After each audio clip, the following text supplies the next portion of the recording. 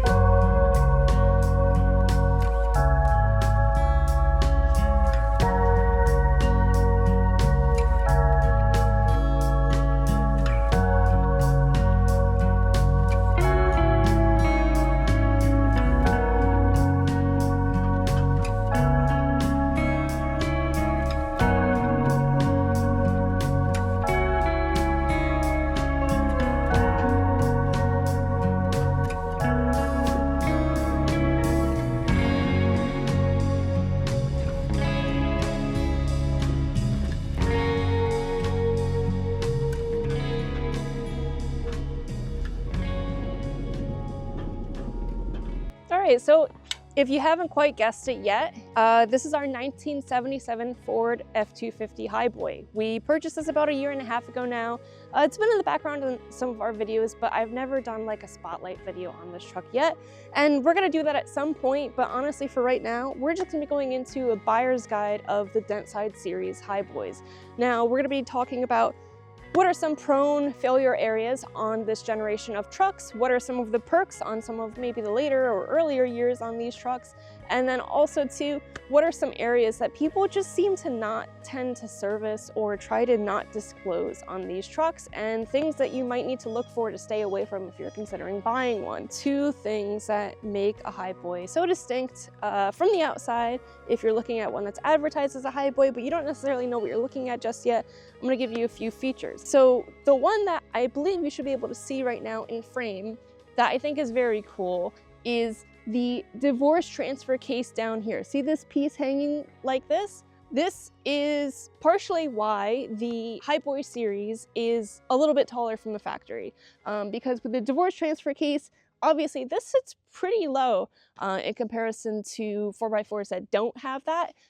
So that was one of the reasons why they raised these trucks up a little bit from the factory, which is super cool that you could get a truck with this kind of stance from the factory. So that was obviously part of the large appeal back in the day. And obviously the functionality of a divorce transfer case is also pretty cool in and of itself. So what's not to love with those things? But let's take you to the front to also show you another feature that, without needing to go under the truck, you can tell is a Highboy frame. Now the Highboy frames are a little bit narrower also than what is quote unquote considered the Lowboy series, which is the later Ford trucks. We're not gonna really dive into those a whole lot, but just know that Highboys have narrow frames. Let's go into that. Okay, so going back to a detail I was telling you about before, with the Highboys having a narrower frame than non-Highboy trucks, this is our frame, and this is an example of it. You can see how far back it is, which is pretty nice. And you could see that there's a bracket in here that mounts to the bed. Now, if you look, those aren't necessarily factory-style welds and factory-style bracket, and that's because this truck has had a bed swap. Now, bed swaps are important to look for because if a seller is advertising the truck as being fully original to you, it really begs the question of how much further their lies are going. I don't necessarily think bed swaps are the worst of things. I think it's just good to know whether or not your truck has one. You know, these trucks were workhorses back in the day. There can be a variety of reasons that the beds were swapped out. In a lot of ways, a bed swap shows that one of the owners previously before you at some point cared enough about the truck to probably make it semi-presentable. Obviously, our truck has had a paint job with the newer bed on it. So to me, at the end of the day, it goes to show care about the truck, not necessarily that someone's trying to hide something, but it's different case by case. So look in this area to see if you see anything that's peculiar. Another telltale way to tell that the truck is genuinely a highboy or not is to see if it has this piece of the frame here up front. You don't have to look under the truck to see it. Standing up, you could even see it. You might need to bend your knees a little bit, but this is a telltale way to tell that it's actually on a highboy frame. Another feature, while I'm here at this angle, to look for and check to see if it's leaking profusely or in any good shape at all, is to look for the power steering hydraulic system down here. Now, a lot of these tend to leak. Some of the O-rings and gaskets are very hard to come by and either no longer made or you're stuck with dead stock.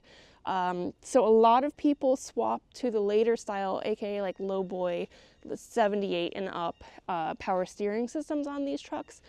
Again, I don't necessarily view that as like sacrilegious necessarily. I think that it's dependent on just what failed on this power steering system and why. And it seems like the power steering system, the later style one, is generally speaking a little bit more reliable, a little bit less service oriented, and just the parts availability is second to none. So thankfully on our example, all we needed to do was replace some of the hoses, and there were 2 O-rings that we were able to get. So thankfully we got really lucky, and the ram had already been replaced on this truck, so that was a win-win. So we still have the original style system.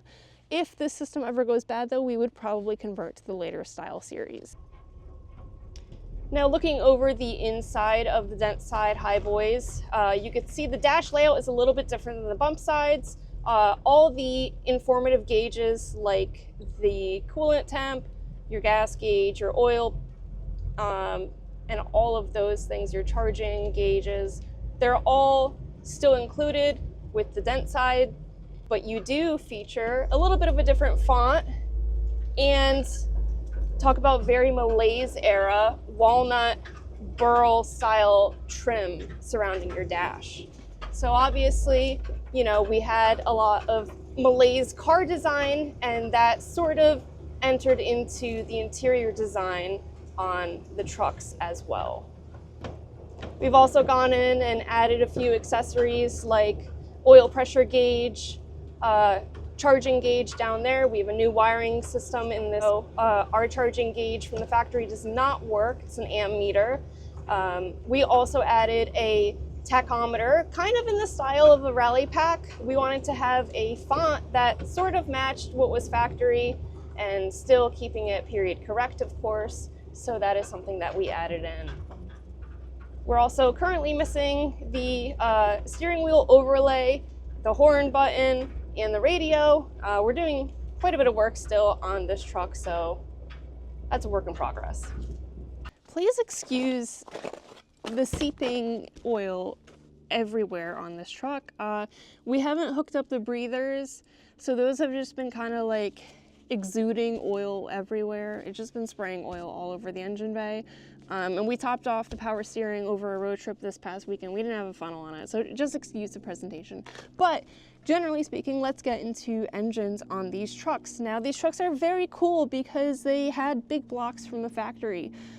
The downside is that it seems like on the early Dentside Highboys, which would have had the 360, absolutely none of these trucks seem to have a 360 left, and everyone advertises that they have a 390. The downside to this is that it's very, very hard to tell the difference, especially if someone says that the 360 has been rebuilt and converted into a 390.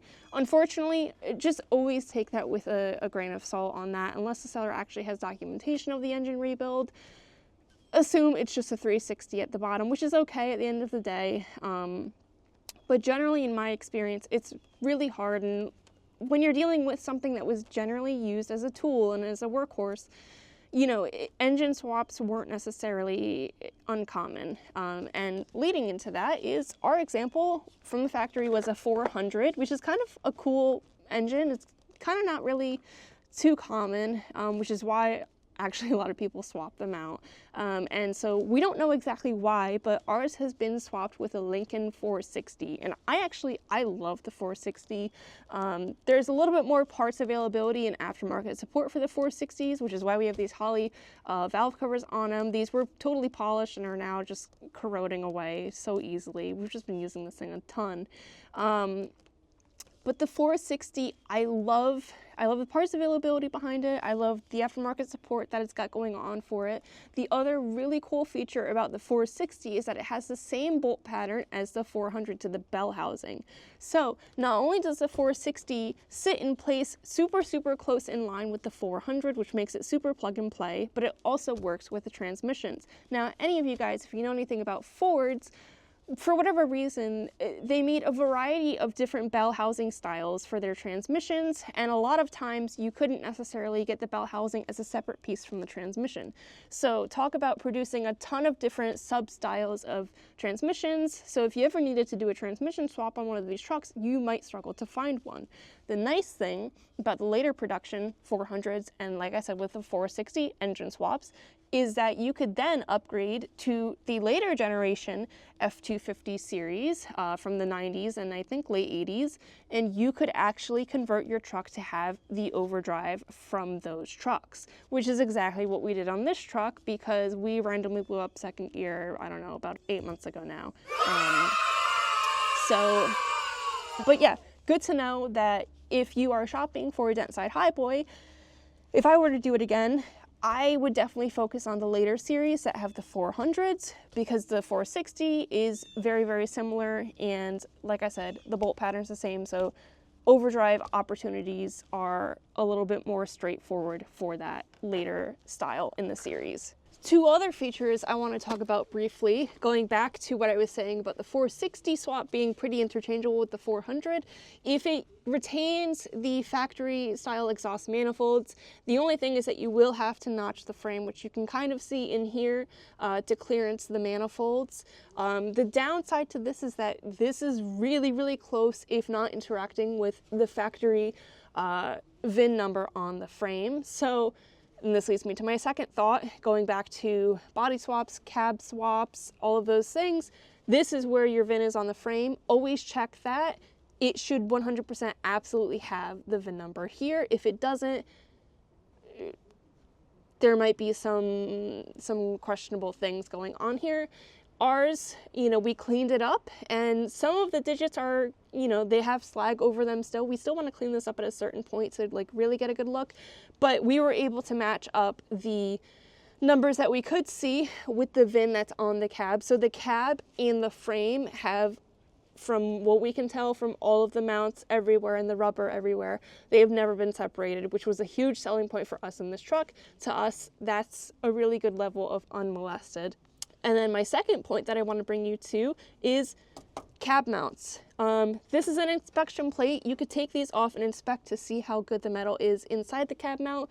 These are very prone to going bad. I believe they interact with the cowl system on these trucks to a certain degree, so I think sometimes sediment and water can get down in here, and because of the shape of the cab mount, they could just sit and be trapped up against the bushing here. Now these bushings all look to be original. They're in good enough shape for us for now, which is great, but that was a huge selling point into why we wanted to buy this truck specifically.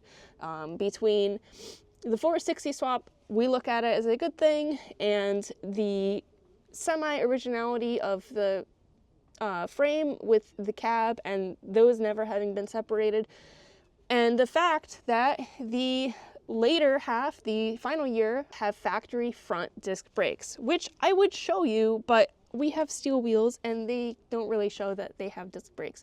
And circling back what I mentioned about the VIN, this is the VIN on the door. The nice thing about these trucks is that they also have a VIN on the inside of the jam. So you're going to want those to match.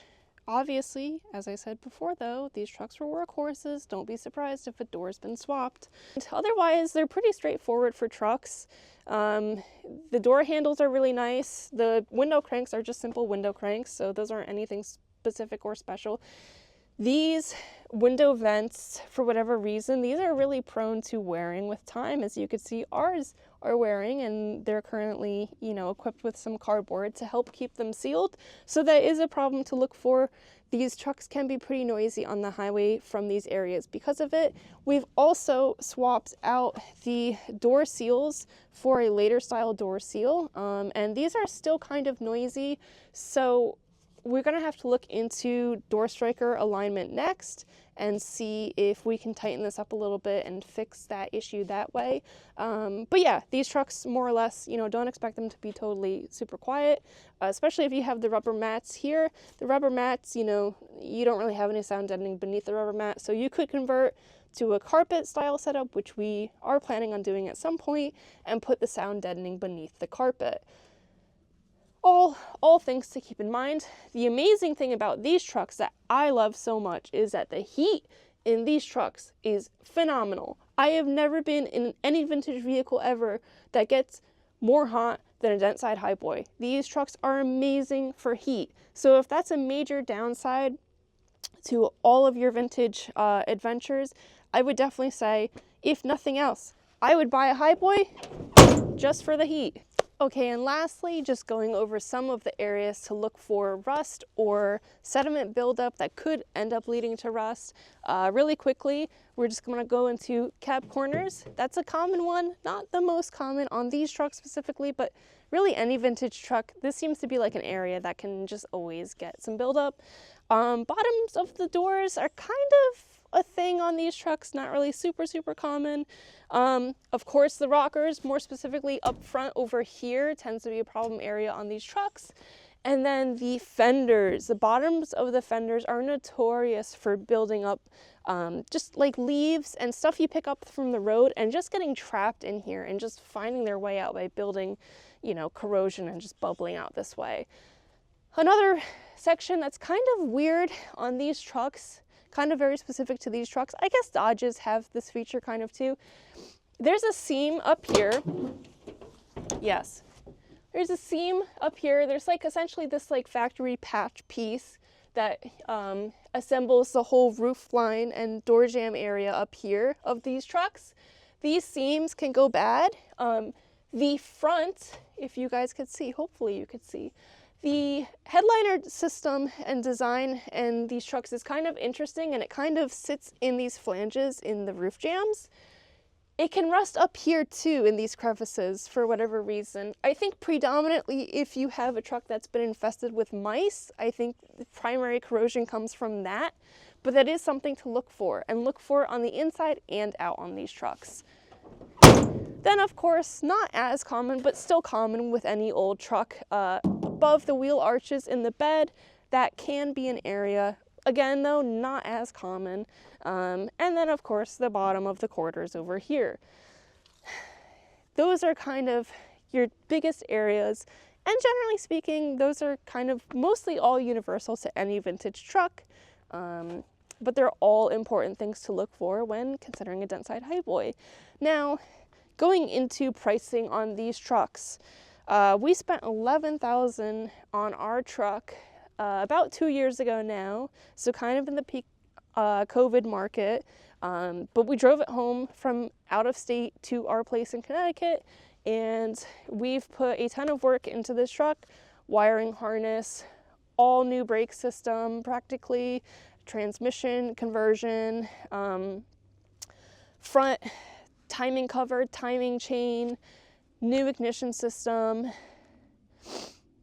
What else did we do? Oh, we did like all new seals everywhere, new rear main seal, all new seals pretty much on all of the drivetrain, you know, the diffs, the transfer case, stuff like that. We did a lot of work to this truck to get it totally dialed to the point that we use it at least once a week, every single week. And aside from not painting the bed and just doing like little features to get it honed in, it's still a really desirable truck. We get asked if we're, you know, interested in selling it all the time. I feel like for the grand scheme of things, what we have into this truck and what we've been offered for people to buy it from us, I would say we did just fine. We didn't want to do any body work. We like the color change that's on this truck. If you notice, there's some green in here that's just chipped away a little bit. There's green over here, but the nice thing is that they went into the jams, they took the seals off, and they did the entire interior. So this is one of, by far, the better color changes I've ever seen on a vintage truck. Obviously, someone really loved this thing at a certain point, which we love that they loved it. If we needed to sell this truck today, I would say we could get $20,000 pretty easily for it here on the East Coast. Now, because there are much less of these here on the East Coast, because they've just been used to hell or just, you know, didn't get saved from the salt here on the East Coast, you're going to pay more for these out here than you might necessarily on the West Coast. With transport, though, being as expensive as it is nowadays, you don't necessarily save money by the time you buy an example sight at scene from the West Coast, pay $2,000 for it to be transported here or less than. You know, it's not that much different, but generally speaking, it seems like a lot of people can find better deals on the West Coast, specifically in the Pacific Northwest area. Like I said, that's where this truck is from. Even the Midwest too seems to have its fair share of random highboys throughout the areas. It seems that these were really commonly used with loggers and logger companies. So we don't know for sure if ours was a logger truck, but we sort of speculate it may have been. But overall, I hope that helps. So if you're in the West Coast, I probably would assume you'd pay like $8,000 for something like this. You know, from the condition it was in when we got it, probably something similar out in the Midwest. And then of course, you just always pay more on the East Coast. That's just the name of the game around here. But I hope that all of those features help you find the highboy of your dreams. And if you have any questions or other feedback, comment below on this video. And if you have a highboy, let me know. Thanks for watching, guys. Follow Tire Kicking for more.